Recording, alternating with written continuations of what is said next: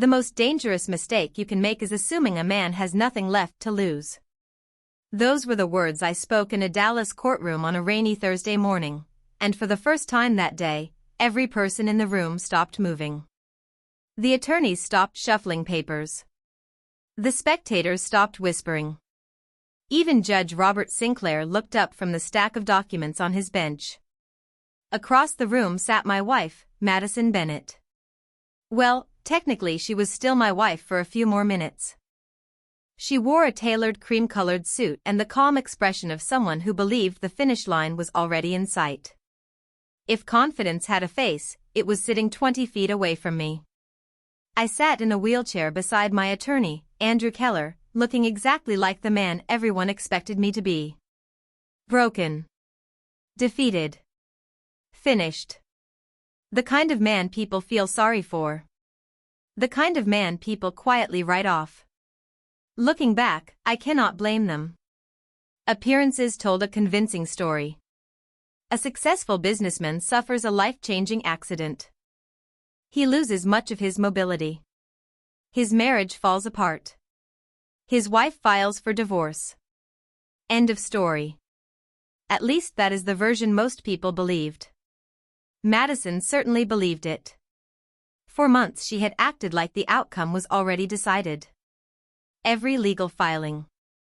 Every settlement discussion. Every conversation passed through her attorney with the confidence of someone calculating how to divide a future she thought already belonged to her. The strange thing was that I never argued. I never protested. I never tried to change her mind. That confused people. Maybe it even worried them. But there is a difference between surrender and patience. Most people cannot tell the difference until it is too late. Rain tapped softly against the courthouse windows. Beyond the glass, downtown Dallas disappeared beneath gray clouds. The city looked distant, almost unreal.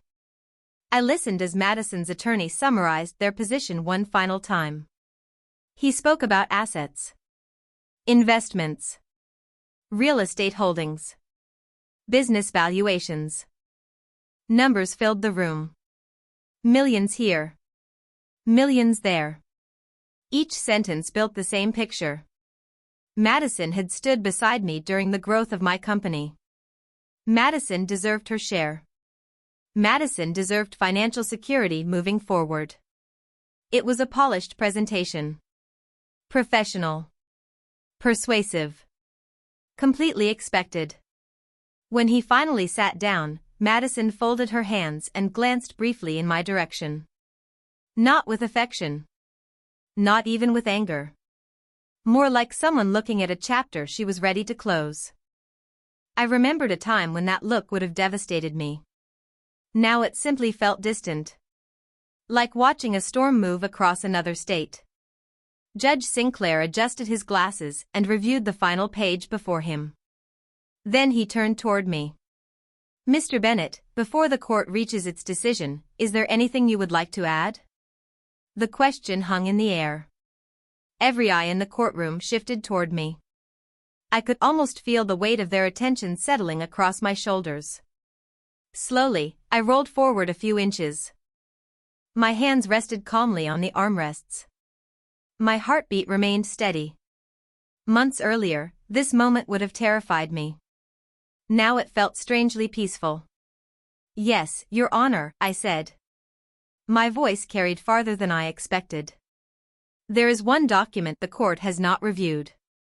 Confusion crossed Madison's face. Small. Brief. But unmistakable. Her attorney immediately turned toward Andrew Keller. Andrew did not react. He simply opened a leather folder resting beside him and placed one hand on a sealed packet inside. The room seemed to grow quieter. Looking back, that was the exact moment everything changed. Not when the judge received the document. Not when the truth came out. It changed right there, in the silence between certainty and reality. Because what Madison did not know, what her attorney did not know, and what nobody in that courtroom knew, was that the story they thought they understood had actually started many years earlier. Long before lawyers, courtrooms, and sealed documents entered my life, there was a time when everything felt simple. Looking back, that is probably why I missed so many warning signs. Success has a strange way of convincing you that the future will look like the present forever.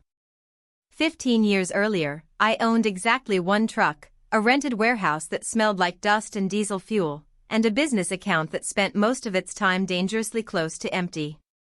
That was the entire empire. No investors.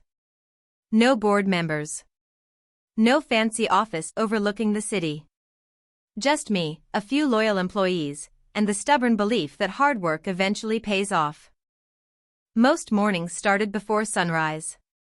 I would unlock the warehouse while the Texas sky was still dark and spend the day loading shipments, answering customer calls, and trying to solve problems faster than they appeared. Some weeks felt promising. Others felt like a slow march toward failure. But every month the company survived. Then it grew. Then it grew again. Small victories stacked on top of each other until one day I realized I was building something real. Around that time, I met Madison. We were introduced by mutual friends at a neighborhood barbecue outside Fort Worth. I remember arriving late because a delivery truck had broken down nearly 60 miles away and I spent half the afternoon helping solve the problem myself. By the time I arrived, most people had already settled into conversations. Madison stood near the patio speaking with a group of friends. She laughed at something someone said, and for reasons I still cannot explain, that was the moment I noticed her. Not because she was the loudest person there. She was not. Not because she demanded attention. She did not. There was simply something effortless about her presence. The kind of person who made everyone around her feel comfortable. At least that was who she seemed to be. We started talking that evening and continued talking long after everyone else left. The conversation felt easy. Natural. By the end of the night, I found myself telling her things I normally kept to myself. My goals. My worries. My plans for the future. She listened carefully. More importantly, she seemed to believe in those plans before there was much evidence they would ever work.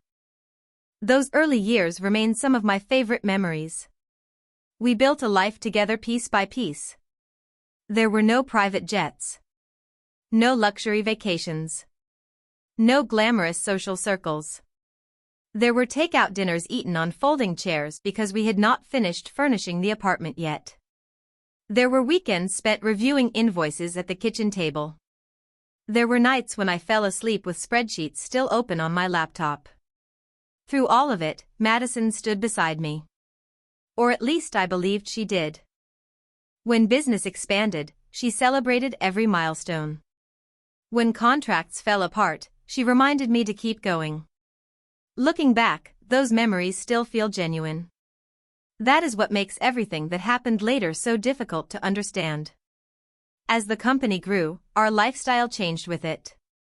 The apartment became a house. The house became a larger house. The old pickup truck eventually disappeared. Business meetings moved from diners to corporate offices. Opportunities arrived from across the country. Success opened doors I never imagined entering. Yet despite all those changes, I believed the most important thing remained the same. I believed we were building everything together. That belief became the foundation beneath every decision I made. The strange thing about foundations is that you rarely inspect them when the building appears strong. You assume they are solid because nothing is shaking.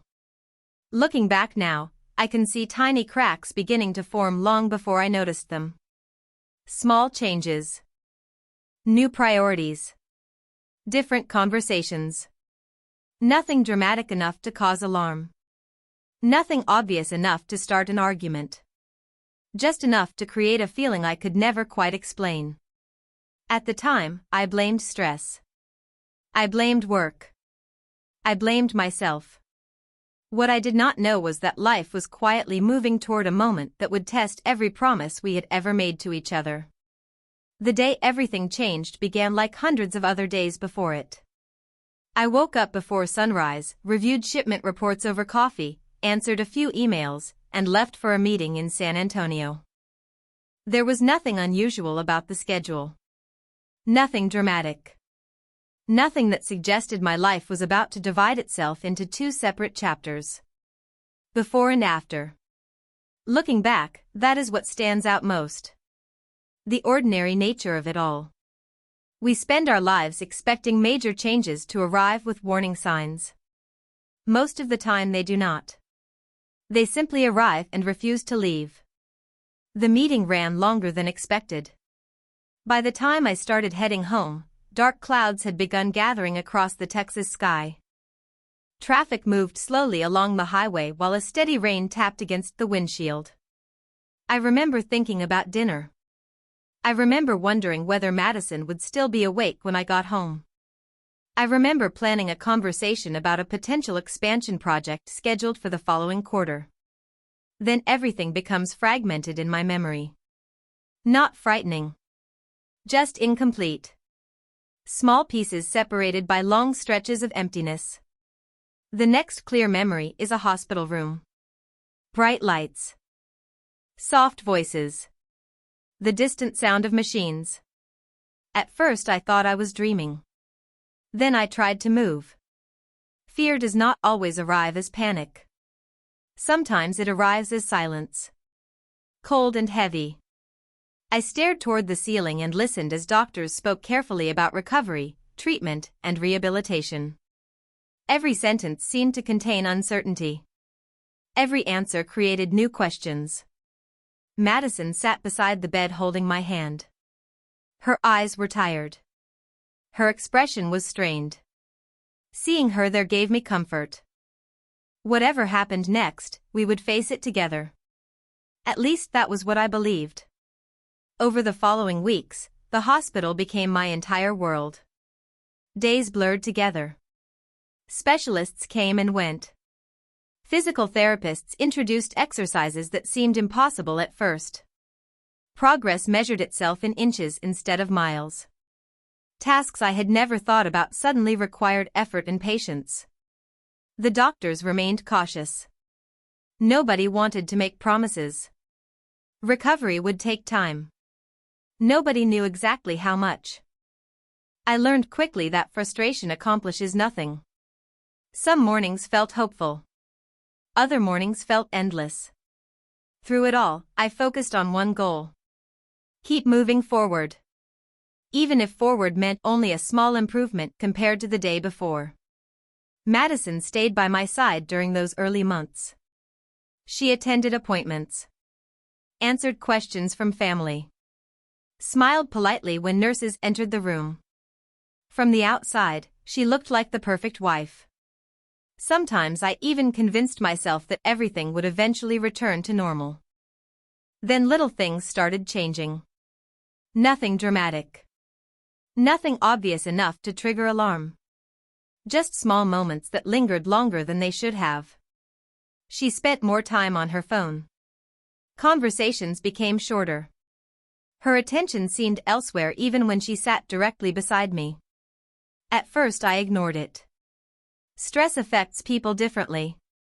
That explanation made sense. The situation had changed both of our lives. Of course she was overwhelmed. Of course she was exhausted. But the distance continued growing.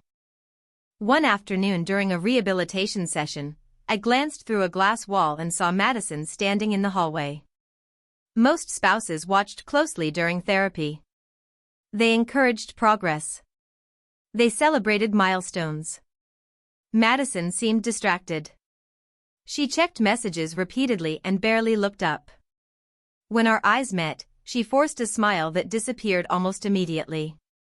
Something about that moment stayed with me. Not because she did anything wrong. Because it felt unfamiliar. Like watching a stranger imitate someone I loved. Months passed. The rehabilitation center eventually became more familiar than my own home. Every step forward required effort. Every improvement demanded persistence. Yet as my determination increased, Madison seemed to drift further away. Looking back now, I realize the accident changed more than my physical condition. It exposed things neither of us had been forced to confront before. The difficult truth was that my future no longer looked predictable. And for the first time since we met, I began wondering whether Madison still wanted to be part of it. The first thing to disappear was not love. It was respect. Love can survive difficult seasons.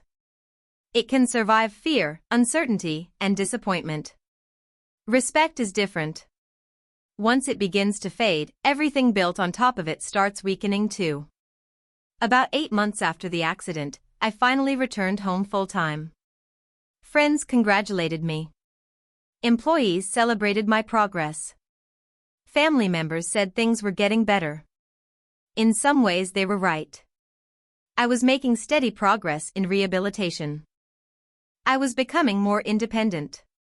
The business continued operating successfully with help from a strong leadership team. From the outside, my life looked stable. Inside my marriage, however, something felt increasingly fragile. Madison and I still shared the same house, but it no longer felt like we shared the same life. Conversations became shorter. Silences became longer. Some evenings we would sit in the same room for an hour without exchanging more than a few sentences. Looking back, I realize those quiet moments revealed more than any argument could have. One Friday evening, Madison told me she had been invited to a charity fundraiser downtown. In the past, we would have attended together. We had spent years attending events, supporting causes, and representing the company as a team. This time she did not ask if I wanted to come. She simply informed me she was going alone. The explanation sounded reasonable. The venue would be crowded. Parking would be difficult. The evening might be exhausting for me. I nodded and told her to have a good time.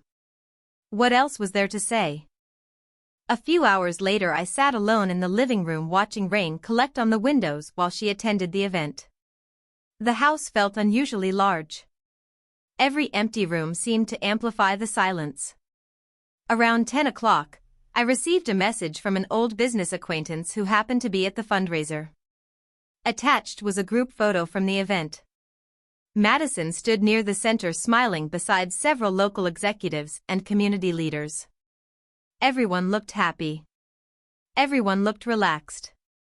What caught my attention was not the photograph itself.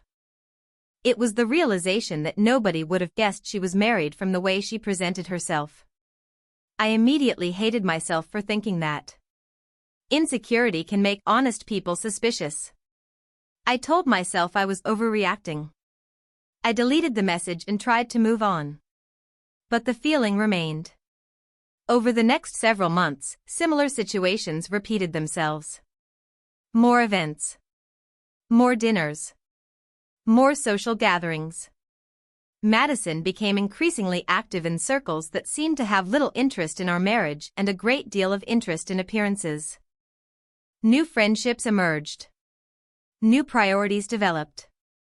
The woman who once celebrated small victories in a rented apartment now seemed fascinated by status, recognition, and image. I wanted to believe those things were unrelated to us. Then came the afternoon that changed everything. I had returned home early from physical therapy. The house appeared empty at first. As I moved through the hallway toward my office, I heard voices coming from the kitchen. Madison had invited 2 friends over for coffee. I was not trying to listen.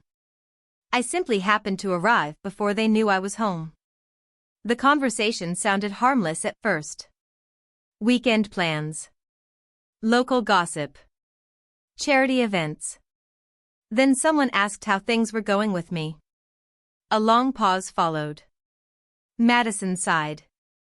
Not dramatically. Just enough to communicate frustration. Then she said something I still remember word for word. She said, "My life stopped moving when his did." The room became quiet. One friend attempted to change the subject. Another murmured something sympathetic. Madison continued speaking. She talked about missed opportunities. She talked about feeling trapped. She talked about responsibilities she never expected to carry. Every sentence landed heavier than the one before. What hurt most was not the criticism. It was the absence of compassion. She was not describing her husband. She was describing a burden. I backed away before anyone noticed me standing there. The hallway suddenly felt colder than it should have. For a long time I sat alone in my office staring through the window at the darkening Texas sky. Somewhere between the accident and that afternoon, Madison had stopped seeing a future with me. What I did not know then was that she had already started planning a future without me. After that afternoon, I stopped searching for reassurance. There comes a point when a person knows the answer even before hearing it spoken aloud. The problem is not understanding the truth. The problem is accepting it. For weeks, I carried Madison's words with me everywhere. They followed me through physical therapy sessions, business meetings, and long evenings inside a house that no longer felt like home. I kept asking myself the same question. When had she stopped seeing me as her husband and started seeing me as an obstacle? Looking back, I realize I was asking the wrong question. The real question was how long she had been hiding it.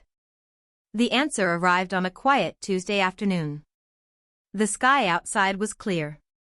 Sunlight filled my home office. I was reviewing quarterly reports when Madison walked into the room carrying a large envelope. There was no anger in her expression. No sadness. No hesitation. Just determination. The sight of that envelope told me everything before she spoke a single word. She placed it carefully on the desk in front of me and stepped back. For several seconds neither of us said anything. The room felt strangely calm. Almost peaceful. I looked down and saw the words printed across the top page. Petition for dissolution of marriage. Years of memories reduced to legal language. It is remarkable how quickly a life can be transformed into paperwork. I expected to feel shocked. Instead, I felt something closer to confirmation. Like finally reaching the end of a road I had been traveling for a long time. Madison folded her arms and began explaining her decision. She spoke about moving forward. She spoke about independence. She spoke about how both of us deserved different futures. The words sounded prepared. Polished.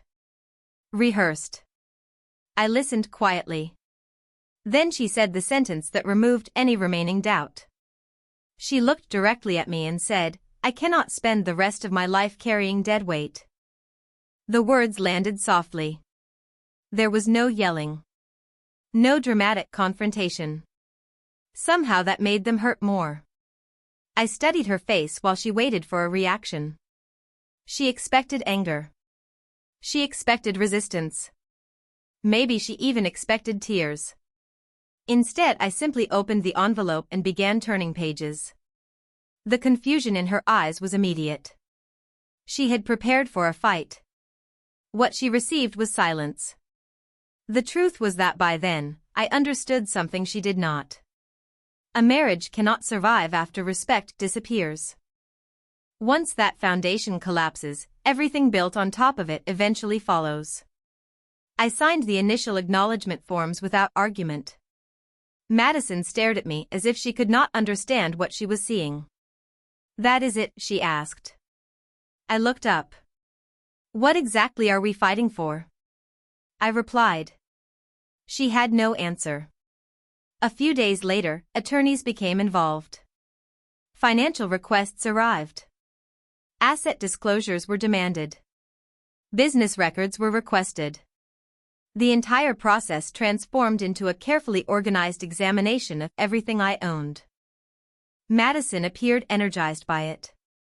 The woman who once showed little interest in corporate structures suddenly wanted detailed information about every asset connected to my name. Houses. Investments. Ownership interests. Company valuations. The assumptions behind those requests became obvious very quickly. She believed she understood exactly how much was available and exactly how the process would end. What fascinated me most was how confident everyone seemed. Her attorney spoke with certainty. Her advisors spoke with certainty. Madison spoke with certainty.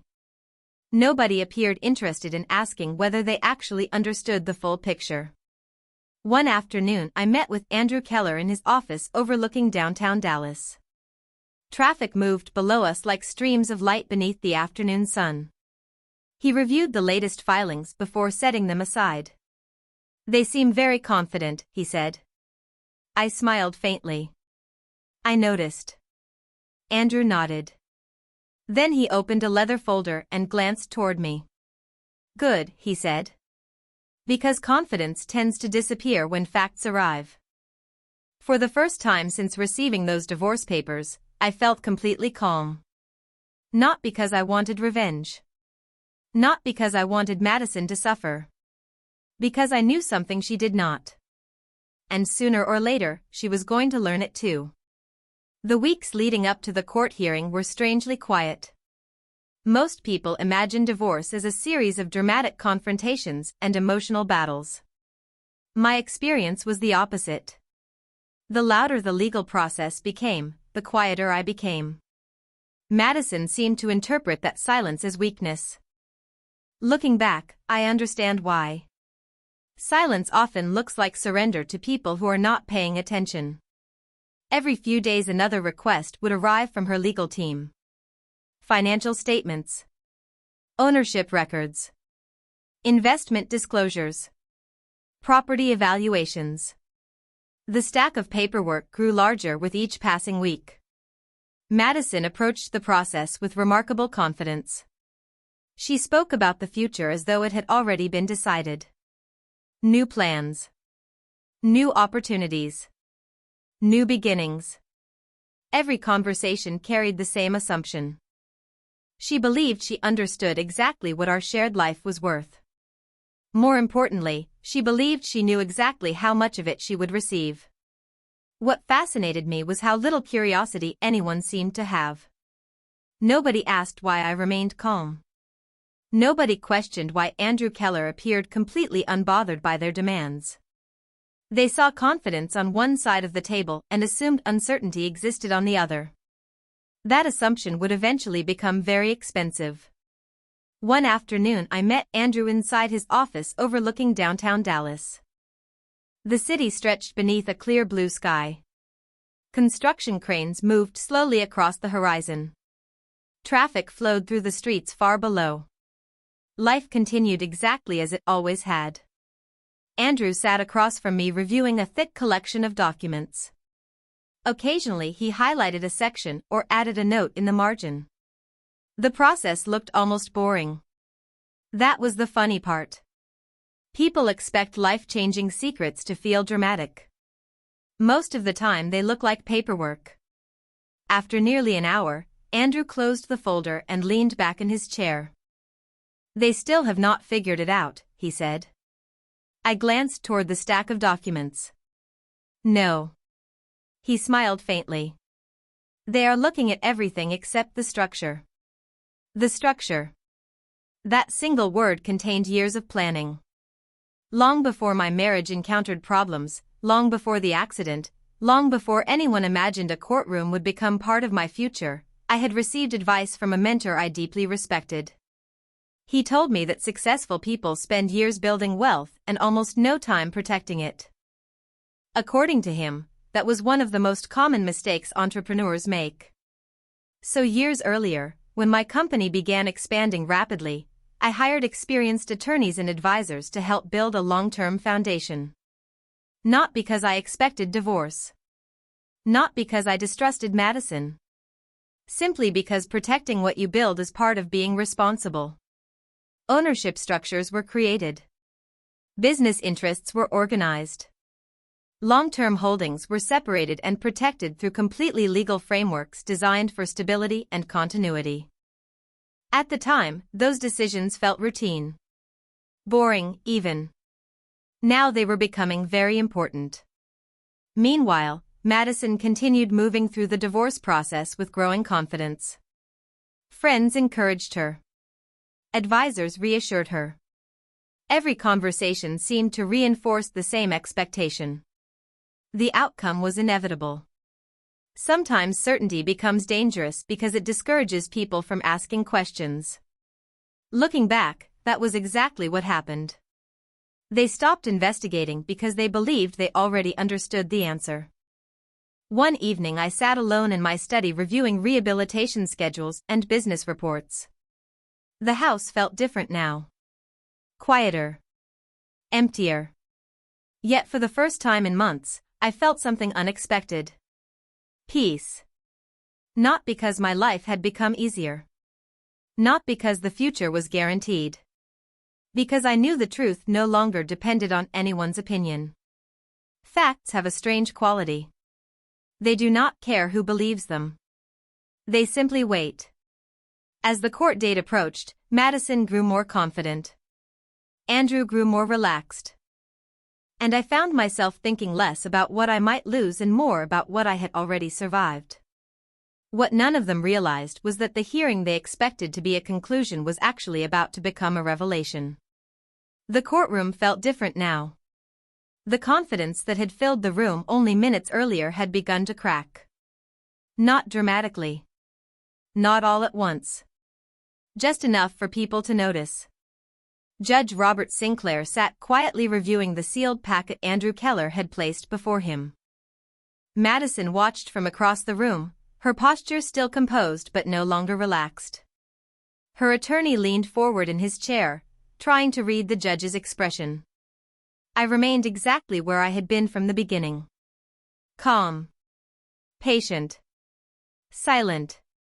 Rain continued tapping softly against the courthouse windows. The sound seemed louder than before. Or maybe everyone was simply listening more carefully now. Judge Sinclair turned another page. Then another.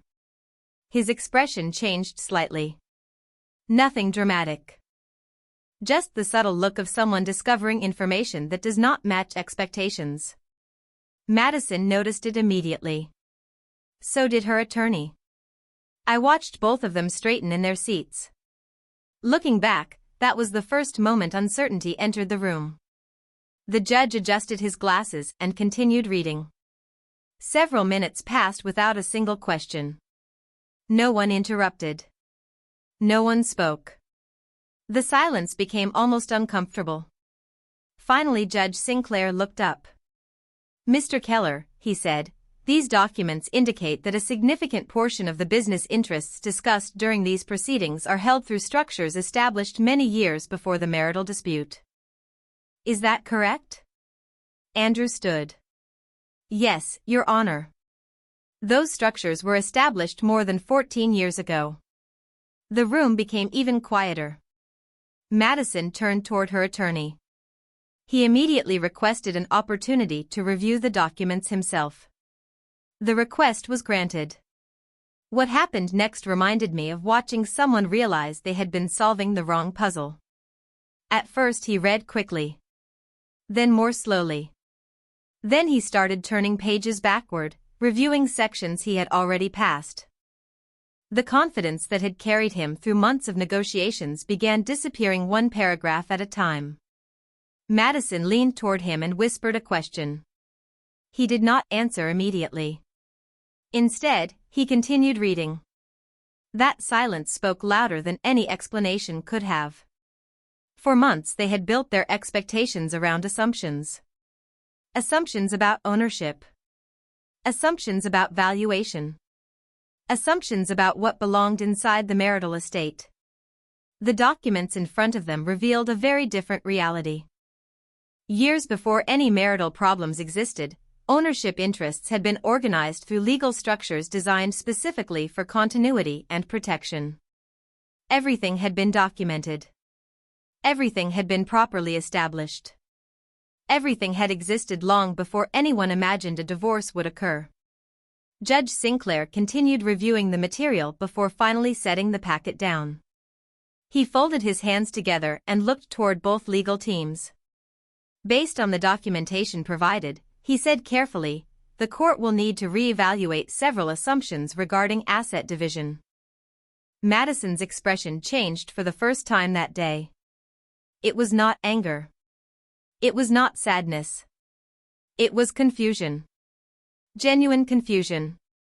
The kind that appears when reality suddenly stops matching the story you have been telling yourself. She looked at her attorney again. This time her voice was just loud enough for me to hear. "What does this mean?" she asked.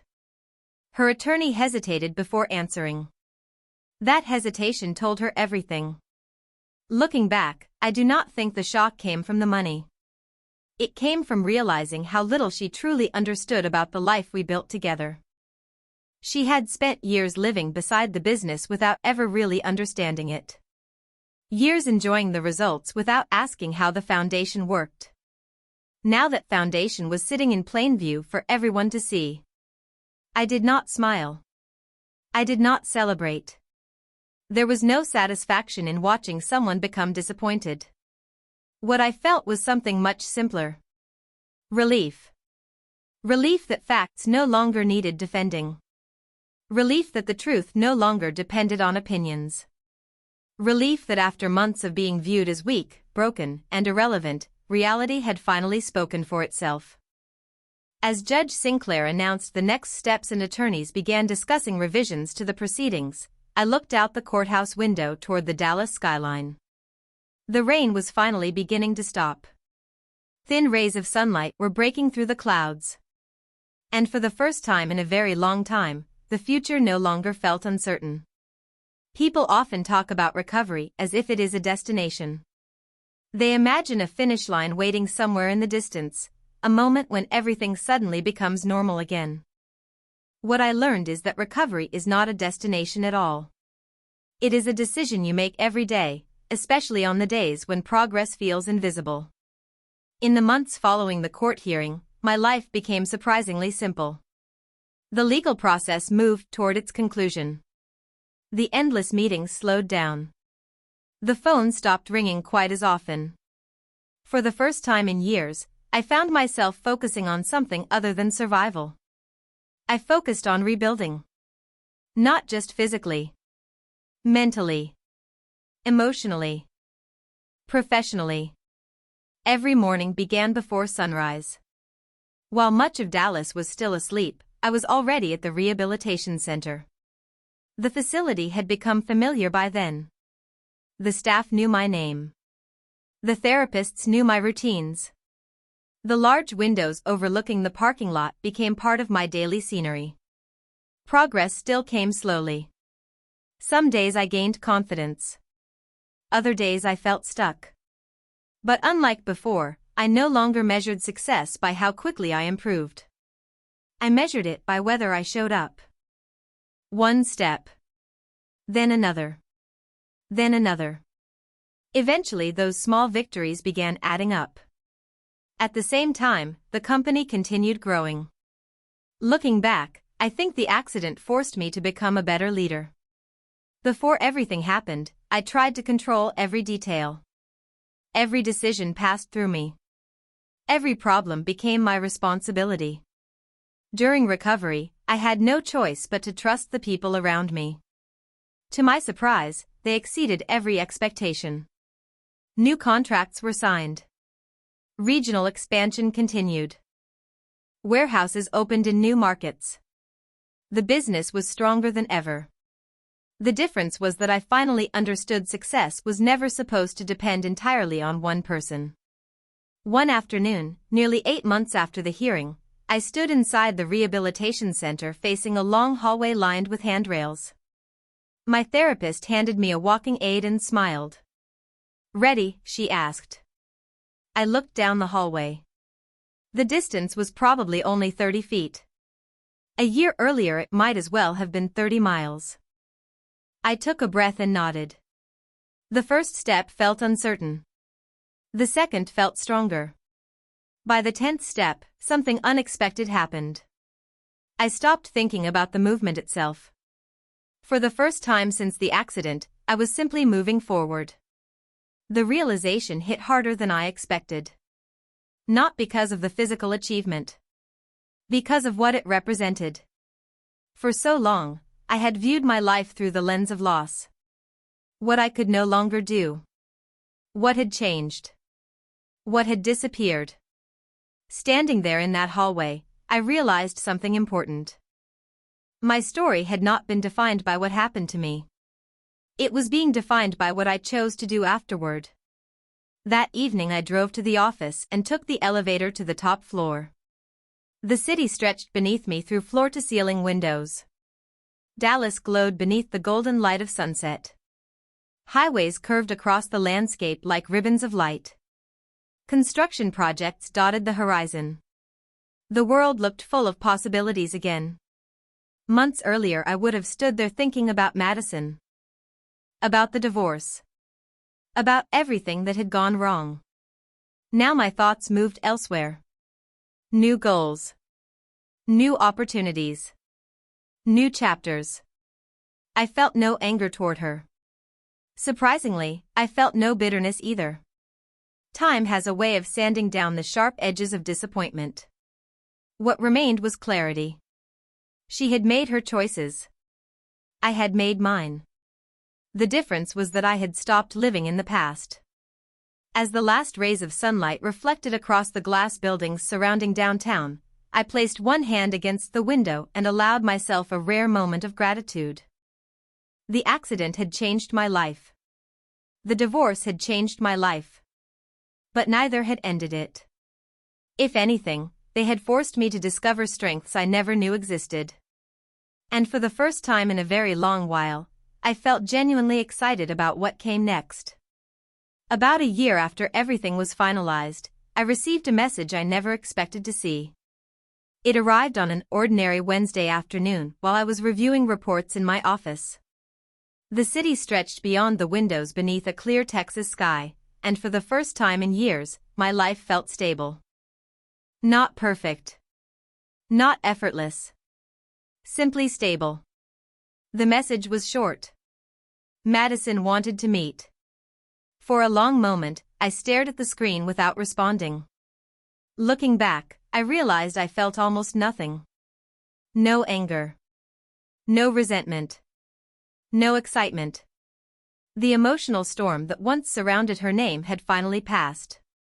Eventually, curiosity won. We agreed to meet at a quiet coffee shop overlooking a small park on the edge of downtown Dallas. When I arrived, she was already there. Time had changed both of us. She looked older, not in appearance but in expression. Life has a way of teaching lessons that leave marks no mirror can show. For a few moments we exchanged polite conversation. Work. Health. Family. The safe topics people choose when they are standing near old wounds. Then the silence arrived. The real reason for the meeting sat between us. Madison finally looked down at her coffee and spoke. She admitted she had made mistakes. She admitted that somewhere along the way she had become more focused on appearances than on the people standing beside her.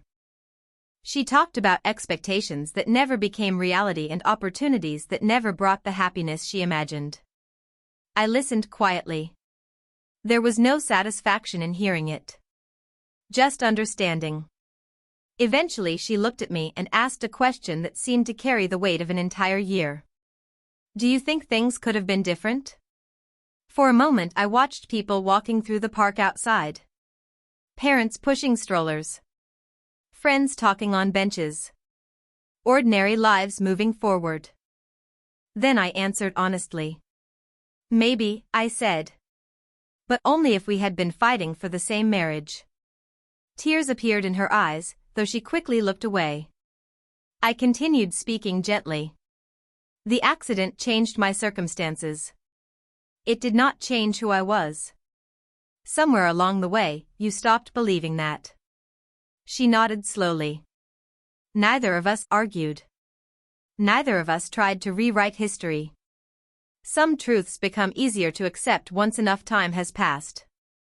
We sat there a little longer, talking about the years before everything fell apart. The small apartment. The long nights. The dreams we once shared. For a brief moment, it felt like visiting an old photograph. Familiar. Meaningful. But no longer alive.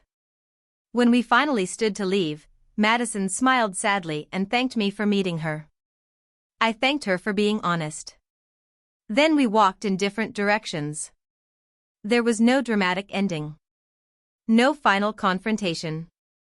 No grand speech. Just two people accepting the consequences of choices made long ago. Later that evening, I returned to my office and stood beside the window as the sun began setting over Dallas. Golden light reflected across glass buildings and stretched toward the horizon. The city looked different than it had on the day I sat in that courtroom. Or maybe I was the one who had changed. The accident taught me resilience. The divorce taught me clarity. Recovery taught me gratitude.